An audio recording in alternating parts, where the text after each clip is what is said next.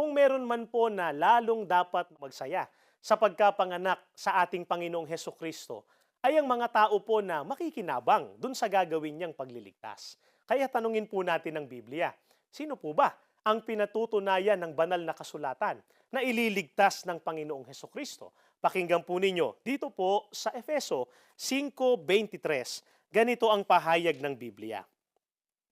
Sapagkat ang lalaki ang ulo ng kanyang asawa, tulad ni Kristo na siyang ulo ng iglesia na kanyang katawan at siyang tagapagligtas nito. Mga kaibigan, sino po ang pinatutunayan ng Biblia na ililigtas ng ating Panginoong Hesukristo?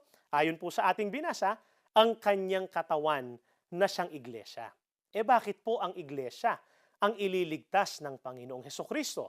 Ang binasa natin kanina, talatang 23 po yun. Ang babasahin natin ngayon ay talatang 25 naman. Ganito po ang nakalagay.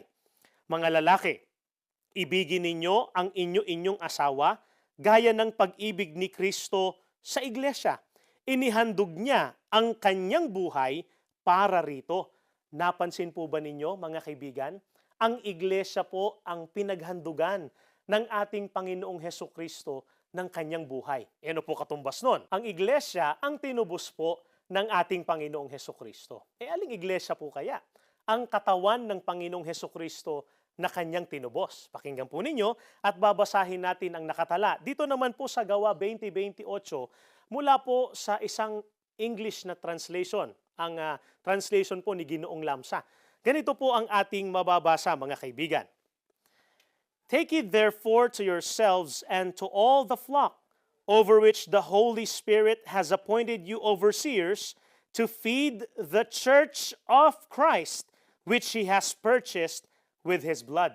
Mga kaibigan, ang Church of Christ o ang Iglesia ni Kristo po, ang tinubos ng dugo ng ating Panginoong Hesukristo. Sa makatwid, ang Iglesia ni Kristo po ang ililigtas ng ating Panginoong Hesukristo ayon po sa pagtuturo ng mga banal na kasulatan.